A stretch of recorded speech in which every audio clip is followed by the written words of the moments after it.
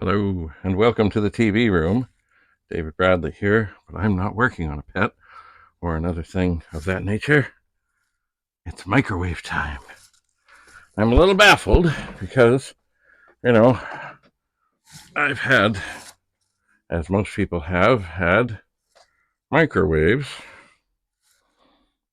for a long time. And this is now the second time that this one seems to have blown a fuse. And when it happened, of course, it was in the middle of doing something. I was like, what is this? So we had to quickly do something else.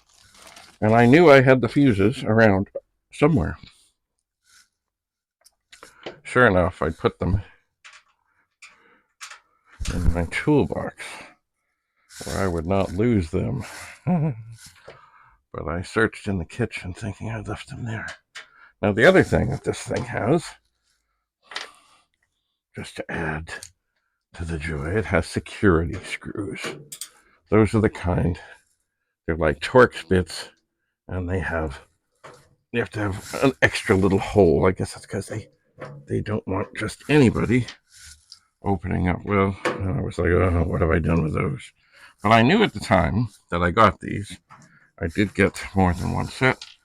And I thought, well, gee, if I put the fuses into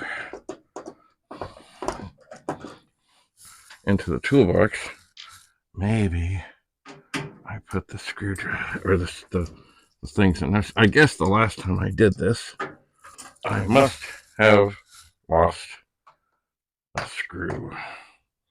And also, the thing really didn't go back together properly because there was no screws on this. Oh, yes, there is. There's a screw up there.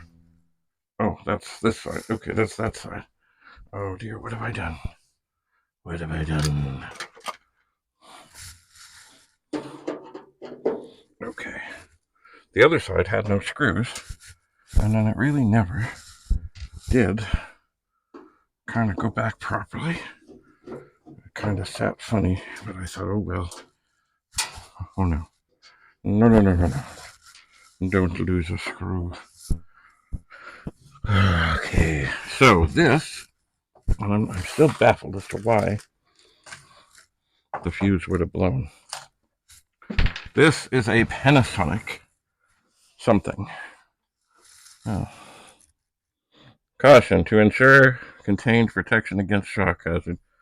Connect properly, grounding outlets only. Yeah, sure. Just a moment here. It's a big sucker, this is. Okay. Okay, I think I have the top loose. I think it should just come off now. And I do. Maybe I'll put it over here, and maybe this time when I put it back on, I'll try to do a little extra flexing. Now the fuse itself, as I remember, is very simple, very easy to get at, and right here. And it is right here. Now, I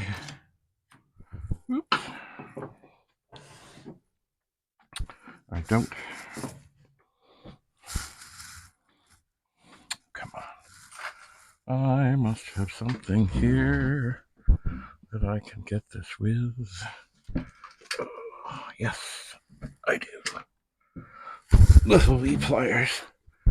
Little wee pliers. Okay. Fuse coming out here. I wondered at the time when I got these why the guy thought that I should get extras. I wonder if that's the bad one. Why would I keep the bad one? Well, I must have, because there are 4 in the box and 2 in the bag. All right, so basically the thing goes in. If you've ever changed the fuse on a Commodore 64, it's much the same. It just pops in. And now, in a moment, I'm not going to touch anything, but I am going to plug this in, because that should tell me for sure if that's what's wrong. And indeed, it's up. Refer to operator. Yeah, right, operating instructions.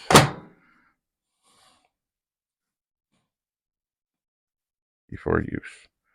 Yes. All right. So we have the fuse in. And what kind is it? So this is a Panasonic microwave. It is a genius, so they say.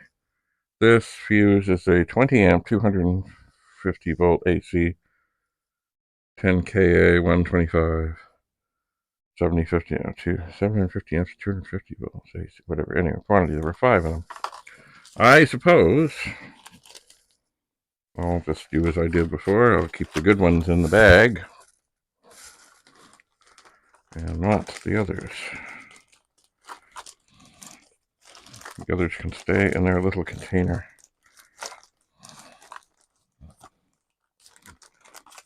Which is proving difficult to get back.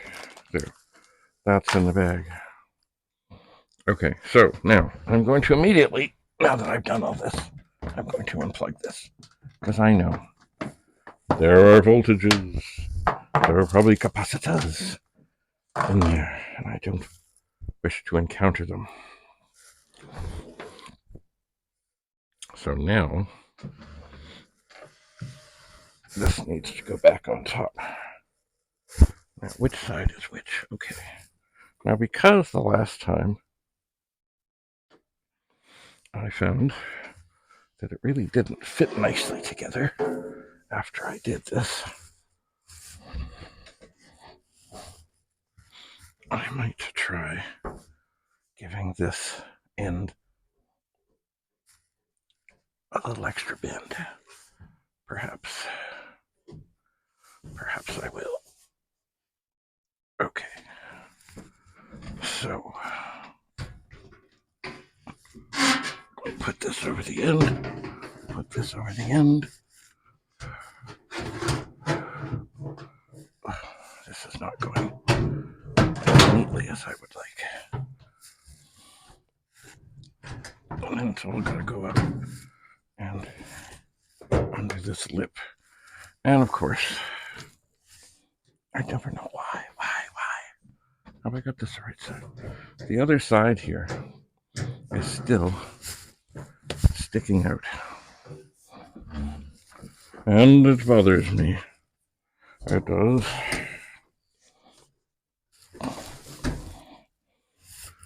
Very confusing. Very confusing indeed. I don't know why they would have no screws, and there's nowhere to put screws in. So I won't. Anyway, if your microwave just stops working like this, there's a very good chance it's a fuse.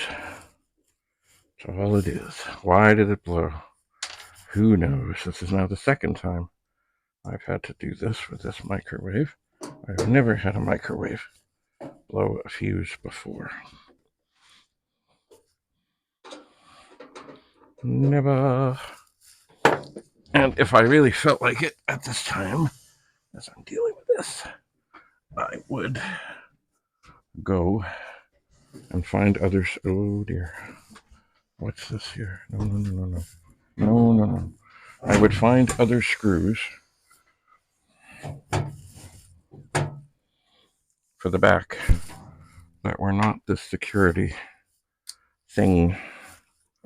But, oh well. I have the bits. A lot of screws like this you can find places where there are signs and things where they really don't want people. Oh, maybe that's going a little better than it did before. Maybe, possibly. I don't know. All right.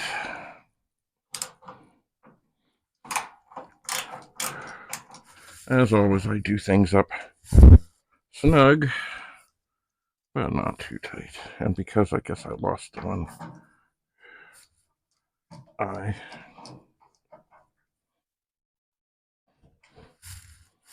will leave the same one out, the one up at the top here, which I don't think makes any difference. Someday maybe I'll find that screw.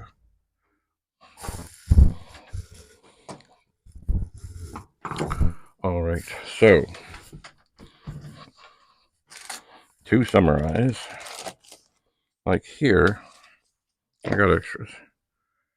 Here is a security bit set right there. And they're like anything else, but they have little holes in the end. I don't know if you can see that well or not. So it's like a TORX bit with an extra thing in the end.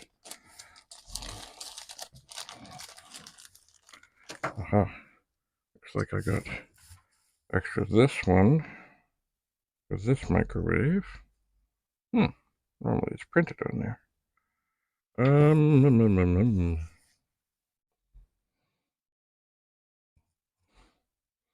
I think it's a T15, but I could be wrong because it doesn't seem to be printed on this one. Anyway, I will put the bits back in here. The reason I got them, or got so many of them, is first of all, you never know. Also, they were on very big clear out. They were, so I said, I'm never going to want to get these again. All right. So, now what is here? It's funny, this here is a little wee meter, but I think I'll do that later. It's a little wee meter. A little wee meter. My other meter, it's funny, it reads properly in the car, but not other places. And this one, I don't know if I'm going to have enough, but I will need some tiny little screwdrivers to get that open. But that, I'm not going to deal with it this time. What I am going to do is, with great care, to bring things over here, put them away somewhat. I think this screwdriver I'm going to keep here, because you never know, And then this microwave and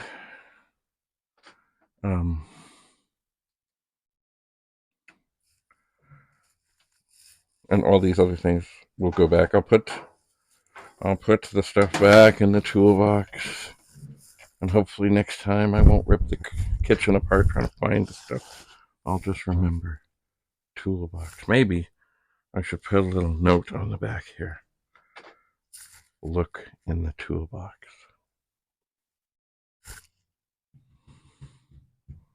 Maybe I should. You know what? I think over here, yes, is a Sharpie.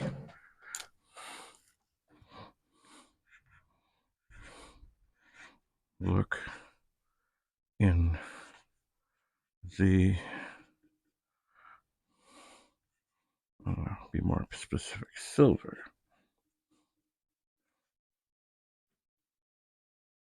Tool box for fuses and bits. I'll sign this. That didn't come up very well.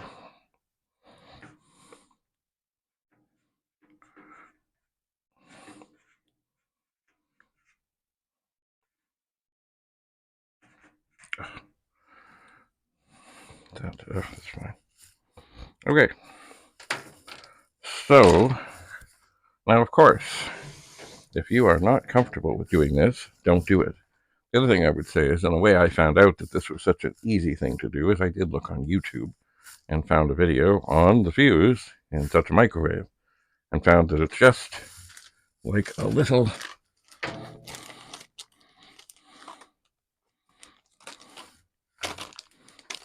a little cartridge fuse, just the same as this is used in all kinds of things, such as a Commodore 64, a VIC-20, all kinds of stuff like that. That literally, there's no screwing, there's no weird tools or other things. You just pull it out of the little hole there, put another one in, make sure the other one is in nice and secure and evenly, and it's done. But there are dangerous voltages in here, so just be careful. And if you're not sure what you're doing, don't do it. But really, if your fuse blows or your microwave just suddenly goes dead, don't just say, oh, I have to get a new one. That's what they're hoping for. So it was time to refuse to throw this away. So this will be good because, of course, when I was cooking before, when all this went astray and awry, Andrew was ready, or almost ready, for butter chicken, and the butter chicken never came. But after calm reflection and not ripping, well, you know what? Going through the drawers in the kitchen is never a bad thing because, my God, the things that lurk in there. Not bad things, just lots of things. The junk drawer, as they say. Anyway, I will sort this out. But right now, I think that's enough. I'm going to take this downstairs. It is a big, awkward, heavy, not heavy thing. It's big and awkward. It's not heavy. And I'll give it a try. So thanks for coming. Always go into such things with your eyes wide open. Not a bad thing to look on YouTube for guidance or such. And if you really aren't comfortable doing it, then don't do it. Take it somewhere. You can pay them a bunch of money to do it. And if you're really, really, really, like if your microwave is old and gross and disgusting and you're just, then of course, go buy another one. But even still, like I got this one from somebody, I think they got it and realized this is way too big. And yes, it is too big. But, I could have gone to a store and paid hundreds and said, I think I got this for like 50. I have seen microwaves in secondhand stores that have looked absolutely lovely, but I didn't need them, so I didn't get them. And I'm not sure how you would test one there. I'm not sure. Anyway. All right, I'm going to take this downstairs, give it a whirl, and I'm sure when Andrew gets home, he will be pleased that it's working. And I will be pleased that it's working. And I'll put things back. So, thank you again. Have a lovely, lovely day. Bye for now.